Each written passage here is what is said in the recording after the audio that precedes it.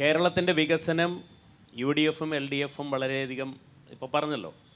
പക്ഷേ കേരളത്തിൻ്റെ വികസനത്തിന് കേരളം നന്ദി പറയേണ്ടത് കേരളത്തിലുള്ള ലക്ഷക്കണക്കിന് പ്രവാസികളോടാണ്.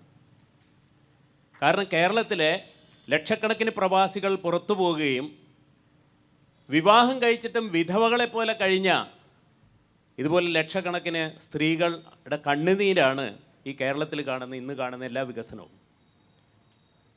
ഇന്ന് കേരളത്തിൽ പറയാവുന്ന എവിടുന്നാണ് ഈ പൈസ വന്നത്? പൈസ വരുന്ന അവരയച്ചിട്ടാണ് വരുന്നത്. മറ്റൊന്ന്, ബഹുമാന്യനായ അദ്ദേഹം പറഞ്ഞു ഏറ്റവും കൂടുതൽ റവന്യൂ കൊടുക്കുന്ന ഇതാണ് കേരളം. കേരളം ആദ്യത്തെ 5 പോലും ഇല്ല.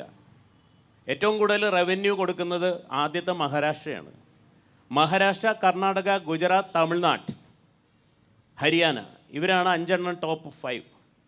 കേരളത്തിൽ റവന്യൂ കൊടുക്കാൻ താങ്കൾ പറഞ്ഞ പോലെ എന്താ ഉള്ളത്? ഇവിടെ ആകെ ഉള്ളത് കള്ളും ലോട്ടറിയും മാത്രമേ ഉള്ളൂ. എന്തുകൊണ്ട് നമ്മുടെ കുട്ടികൾ, അത് യു ഡി എഫ് ഭരിച്ചാലും എൽ ഡി എഫ് ഭരിച്ചാലും, ഞാനിപ്പോൾ BJP സപ്പോർട്ട് ചെയ്ത് പറയല്ല, ആര് ഭരിച്ചാലും ഞങ്ങളൊക്കെ സാധാരണക്കാരായ ജനങ്ങളാണ്. ഞങ്ങൾക്ക് വേണ്ടത് ഞങ്ങളുടെ കുട്ടികൾ പഠിച്ചാൽ അവർക്ക് ഇവിടെ നിൽക്കുമ്പോൾ എന്തെങ്കിലും ഒരു ജോലി കിട്ടണം.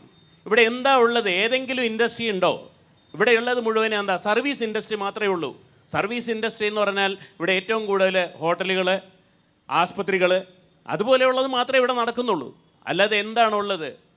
ഞാൻ കേട്ടിട്ടുണ്ട് പണ്ട് കേരളത്തിൽ ഏകദേശം 600, 700, 800ഓളം ഇൻഡസ്ട്രീസ് ഉണ്ടായിരുന്നു. ഇന്നെല്ലാം പൂട്ടിപ്പോയി.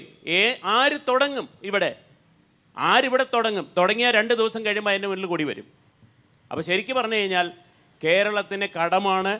കേരളത്തിലെ ജനങ്ങൾ സത്യത്തിൽ ഞങ്ങളൊക്കെ ടെൻഷനിലാണ്. എന്താ കാരണം? 600 ചില്ലാനം ജനങ്ങൾ താമസിക്കുന്ന, അതായത് അവരുടെ കുടുംബം ഇല്ലാതാകുന്നത് ഇവിടെ തൊട്ടടുത്ത മുനമ്പത്ത്. ഇതെവിടെയും സംഭവിക്കാം. എടപ്പള്ളിയിൽ സംഭവിക്കാം. എടപ്പള്ളിയിൽ ഭഗവതി അമ്പലത്തിൻ്റെ തൊട്ട് മുന്നിൽ ഒരു കോണം പോലൊരു സ്ഥലമുണ്ട്. അതിപ്പോഴും ആരുടെയൊക്കെ കയ്യിലാണെന്നറിയില്ല. അത് ക്ഷേത്രത്തിന് കിട്ടിയിട്ടില്ല, ക്ഷേത്രത്തിൻ്റെ പേരിലായിരുന്നു. അപ്പോൾ അതുപോലും പിടിച്ചെടുക്കുമ്പോൾ ഞങ്ങൾക്കൊക്കെ പേടി എന്താണെന്ന് വെച്ചാൽ ഞങ്ങളുടെ വീട് അല്ലെങ്കിൽ ഞങ്ങളുടെ സ്ഥലം ഏതെങ്കിലുമൊക്കെ ആൾക്കാർ കൊണ്ടുപോകുമെന്നുള്ള പേടിയാണ്. ഞാൻ ജാതി പറയുന്നില്ല, പക്ഷേ ഭയമുണ്ട്. മറ്റൊന്ന് വികസനം വികസിച്ച് ക്ഷേത്രങ്ങളിലുള്ള സ്വർണം വരെ അടിച്ചു മാറ്റിയില്ലേ? ഏത് ക്ഷേത്രത്തിലാണ് ഇപ്പോൾ ഇല്ലാത്തത്? അപ്പോൾ ഇതിനൊന്നും എല്ലാവരും, അത് UDF ആയാലും LDF ആയാലും, ചെല്ലുക, 5 കൊല്ലം കൊണ്ട് മാക്സിമം നേടുക. ഇതിനകത്ത് ഇരിക്കുന്ന ഈ ഭരിച്ച എല്ലാ ബഹുമാന്യരായ മന്ത്രിമാരായിക്കോട്ടെ, മുഖ്യമന്ത്രിമാരായിക്കോട്ടെ, എനിക്ക് പറയാനുള്ളത് ഇവരൊക്കെ ഈ രാഷ്ട്രീയത്തിൽ വരുമ്പോൾ, രാഷ്ട്രീയം വലിയൊരു ബിസിനസ്സാണ് സഹോദരങ്ങളെ. രാഷ്ട്രീയത്തിൽ വരുമ്പോൾ അവരെ ഒന്നുമില്ലാതെ വന്ന ആൾക്കാർ ഇന്ന് ഓരോരുത്തരുടെയും ആസ്തി നോക്കണം. അവർക്കുള്ളത് കോടികളാണ്, മക്കൾക്ക് കോടികൾ. ഈ പറയുന്ന ആൾക്കാരുടെയൊക്കെ മക്കൾ പഠിച്ചത് അമേരിക്കയിലും മറ്റിടത്തൊക്കെ പോയിട്ടാണ്. അവർ നല്ല നിലയിൽ ജോലി ചെയ്ത് വലുതാവുന്നുണ്ട്. ഇവിടെ ബാക്കിയുള്ളവൻ്റെ മക്കളൊക്കെ ഇവിടെ കൊടി പിടിക്കാനും അതിനും പോയിട്ട് അവനൊന്നും ആകാത്ത അവസ്ഥയാണ്. അപ്പം ശരിക്കും പറഞ്ഞു കഴിഞ്ഞാൽ കേരളത്തിൻ്റെ വികസനത്തിന് നന്ദി പറയേണ്ടത് പാവങ്ങളായ പ്രവാസികൾക്കും, അതുകൂടാതെ കേരളം നന്നാവുമെന്ന് വിശ്വസിച്ച് ഇപ്പോഴും ഇവിടെ തൂങ്ങി നിൽക്കുന്ന ഈ ചെറുപ്പക്കാർക്കും. ഇപ്പോഴും എല്ലാ കുട്ടികളുടെയും ടെൻഷനാണ്. എൻ്റെ മക്കളടക്കം പലരും പുറത്തു പോയിട്ടാണ് ജീവിക്കുന്നത്. അപ്പോൾ ശരിക്കും പറഞ്ഞു കഴിഞ്ഞാൽ കേരളത്തിന് അഭിമാനിക്കാൻ എന്ന് പറയുന്നത് കേരള ജനതയും അതുപോലെ തന്നെ നമ്മുടെ സംസ്കാരവും മാത്രമേ ഉള്ളൂ. ഇവിടെ വികസനത്തിൻ്റെ കാര്യം പറഞ്ഞു. ഇത്രയും നല്ലൊരു ഒരു രാജ്യമെന്ന് വേണേൽ പറയാം. ഇത്രയും നല്ലൊരു സ്ഥലം ലോകത്ത് എവിടെയുള്ളത് ടൂറിസത്തിന്? ഈ നിങ്ങൾ എപ്പോഴെങ്കിലുമൊക്കെ യൂറോപ്പിലൊക്കെ ഒന്ന് പോകണം. നിസ്സാര കാര്യം പോലും അവർ ഉണ്ടാക്കി ടൂറിസത്തിൻ്റെ പേരിൽ കാശുണ്ടാക്കുന്നുണ്ട്. ഇവിടെ ടൂറിസത്തിന് വകുപ്പില്ലാത്തതുകൊണ്ടാണോ? ഇവിടെ എറണാകുളം പോലും ടൂറിസത്തിന് വകുപ്പില്ലാത്ത സ്ഥലമാണോ? ഇതിനൊന്നും ആർക്കും നേരമില്ല. അന്യോന്യം അടിപികൂടി, അന്യോന്യം പ്രശ്നങ്ങളുണ്ടാക്കി പോക്കറ്റ് നിറയ്ക്കുക എന്നത് മാത്രമാണ് ലക്ഷ്യം. അതുകൊണ്ട് ജനങ്ങൾക്ക് ഒരു മാറ്റം ആവശ്യമാണ്. അത് BJP ആയാലും അല്ലെങ്കിൽ വേറെ ഏത് AP ആയാലും കേരളത്തിന് മാറ്റം ആവശ്യമാണ്. കാരണം ഞങ്ങൾ മടുത്തു, ഞങ്ങളുടെ മക്കൾ മടുത്തു, ജനങ്ങൾ മടുത്തു. തീർച്ചയായിട്ടും മാറ്റത്തിന് വേണ്ടി കാത്തിരിക്കുന്നവരാണ് കേരളത്തിലെ ജനങ്ങൾ.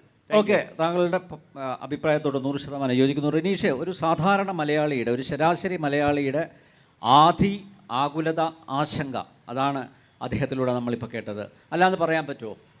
അദ്ദേഹം എങ്ങനെയാണ് ഈ കണക്ക് പറയണമെന്ന് എനിക്കറിയില്ല. ഞാൻ പറയില്ല, ഞാൻ നേരത്തെ ഒരു പരിപാടി കഴിഞ്ഞ് വരുമ്പോൾ പറഞ്ഞ കണക്ക് ഇവിടെ പറയാം. UDF കാലത്ത് UDF ഭരിക്കുമ്പോൾ ഇവിടെ വ്യവസായ IT കയറ്റുമതി എന്ന് പറയുന്നത് കേരളത്തിലെ 34,123 കോടിയായിരുന്നു. ഇപ്പോൾ ഈ വർഷം അത് 90,000 കോടിയായി വർദ്ധിച്ചു എന്നുള്ളതാണ് കേരളത്തിൽ വന്നിട്ടുള്ള മറ്റൊരു വ്യവസായിക വിപ്ലവം. കണക്കാണ് ഇത്, ഇന്ത്യ ഗവൺമെൻറ് കണക്കാണ്, കേരള ഗവൺമെൻറ് കണക്കല്ല. സ്റ്റാറ്റിക്സ് UDFൻ്റെ കാലത്ത് സ്മാർട്ടപ്പ് 300 എണ്ണമായിരുന്നു. ഇപ്പോൾ കഴിഞ്ഞ മാസത്തെ കണക്കാണ് ഞാൻ പറയുന്നത്, 6,300 സ്മാർട്ടപ്പ് സംരംഭങ്ങൾ കേരളത്തിൽ തുടങ്ങി. നിക്ഷേപ സൗഹൃദം അദ്ദേഹം പറഞ്ഞല്ലോ, എനിക്കറിയാം, അത് അദ്ദേഹത്തിൻ്റെ വികാരവും രാഷ്ട്രീയവും പറഞ്ഞിട്ടുണ്ടാവും. നിക്ഷേപ സൗഹൃദ സംസ്ഥാനമായി ഇന്ത്യയിൽ 2024-25 തിരഞ്ഞെടുത്തത് കേരളമാണ്. ഈ മാറ്റം വന്നിട്ടുള്ള മാറ്റം കൃത്യമായി നമ്മൾ മനസ്സിലാക്കേണ്ടേ. വ്യാവസായികമായി കഴിഞ്ഞ 10 വർഷക്കാലം ഈ കേരളത്തിൽ വലിയ മാറ്റമുണ്ടായിട്ടുണ്ട്. നേരത്തെ കുട്ടികൾ രാജീവ് ചന്ദ്രശേഖരൻ, ബഹുമാനപ്പെട്ട BJPയുടെ സംസ്ഥാന അധ്യക്ഷൻ പറഞ്ഞു ഇവിടെ നിന്ന് കുട്ടികൾ പോവുകയാണെന്ന്. പക്ഷേ കണക്ക് പ്രകാരം മറ്റു സംസ്ഥാനങ്ങളിൽ നിന്ന് ഇപ്പോൾ ഇവിടുത്തെ യുവാക്കൾ അഭ്യസ്തവിദ്യരായവർ കേരളത്തിൽ തന്നെ പുതിയ സംരംഭങ്ങളും തൊഴിലും നിലനിർത്തുന്നുള്ള പുതിയ പദ്ധതിയിലേക്ക് നീങ്ങുന്ന ഒരു യാഥാർത്ഥ്യമുണ്ട്. പിന്നെ അദ്ദേഹം രാഷ്ട്രീയക്കാരെ മൊത്തം അങ്ങോട്ട് അടച്ച് സോഷ്യൽ മീഡിയയിൽ കാണുന്ന രാഷ്ട്രീയമല്ല ഇവിടെ ചർച്ച ചെയ്യേണ്ടത്. നിങ്ങൾക്ക് എല്ലാവരുടെയും, ഞങ്ങളുടെ ഈ 3 പേരും രാഷ്ട്രീയക്കാരാണല്ലോ, പറയുമ്പോൾ എല്ലാവരും അടക്കിയാണല്ലോ പറയും. ഞങ്ങളെല്ലാം കൃത്യമായ നിലപാടും രാഷ്ട്രീയ പ്രവർത്തനം കഴിഞ്ഞ കാലങ്ങളായി ചെയ്തു വരുന്നവരാണ്. കേരളത്തിലെ രാഷ്ട്രീയ പ്രവർത്തകർക്ക് തുറന്ന പുസ്തകം പോലെ പരിശോധിക്കാം. പക്ഷേ ഈ കഴിഞ്ഞ തെരഞ്ഞെടുപ്പിൽ ഞാൻ ആളുടെ പേരൊന്നും പറയുന്നില്ല. കഴിഞ്ഞ വർഷം 2 കോടി ഉണ്ടായിരുന്ന ആൾ ഈ പ്രാവശ്യം 63 കോടിയാണ് സാക്ഷ്യപത്രത്തിൽ കൊടുത്തിരിക്കുന്നത് എന്നുള്ളതും രാഷ്ട്രീയക്കാരൻ്റെ പേരാണ് വന്നിട്ടുള്ളത്. ഞാൻ പറയണോ ഈ ജനൻ TVയിലെ പേര്? ഞാൻ അങ്ങനെ ഒരു ചർച്ചയിലേക്ക് പോകാൻ താല്പര്യമില്ല. രാജീവ് ചന്ദ്രശേഖരന്റെ പേര്. രാജീവ് ചന്ദ്രശേഖരൻ കഴിഞ്ഞ പ്രാവശ്യം 2 കോടി കൊടുത്തു. ടെക്നോക്രാറ്റാണ്, ഒരു ഇൻഡസ്ട്രിയലിസ്റ്റ്. പറയട്ടെ, ഈ കൗൺസിൽ ഉണ്ടായ കാലഘട്ടത്തില് ഈ രാജീവ് ചന്ദ്രശേഖർ ഈ സംസ്ഥാന അധ്യക്ഷനായപ്പോൾ കൗൺസിൽ ഉയർന്നെന്ന് പറഞ്ഞ് മൾട്ടിനാഷണൽ കമ്പനിയുടെ ഓണറാണ് നിങ്ങളുടെ സംസ്ഥാന അധ്യക്ഷൻ എന്ന് പറഞ്ഞ ഒരു വ്യക്തിയാണ് റെനീഷ്. അപ്പൊ രാജീവ് ചന്ദ്രശേഖർജി ആരാന്ന് അറിയാത്ത ആളല്ലല്ലോ. അദ്ദേഹം അധ്വാനിച്ച് ജീവിക്കുന്ന വിഭാഗത്തിന്റെ പ്രതിനിധിയാണ്. ഇന്നത്തെ ചർച്ചയിലേക്ക് ഞാൻ പോകുന്നില്ല. ഇന്നിപ്പോ അദ്ദേഹം ബാംഗ്ലൂരിലുള്ള ബിൽഡിംഗ് പാർട്ണർഷിപ്പ് ആയതുകൊണ്ട് കൊടുത്തില്ല എന്നൊക്കെ പറഞ്ഞ് ഏതായാലും സ്വീകരിച്ചിട്ടുണ്ട്. ഞാൻ അതിലേക്ക് കടക്കുന്നില്ല. ഒരു കാര്യം കൂടി പറയട്ടെ. തള്ളാൻ വേണ്ടി രണ്ടുപേരും ഞാൻ ആ ചർച്ചയിലേക്ക് പോകുന്നില്ല. ശീലം എന്തായാലും കേരളത്തിന് നമുക്ക് നല്ല ചർച്ചയിലേക്ക് പോകാം.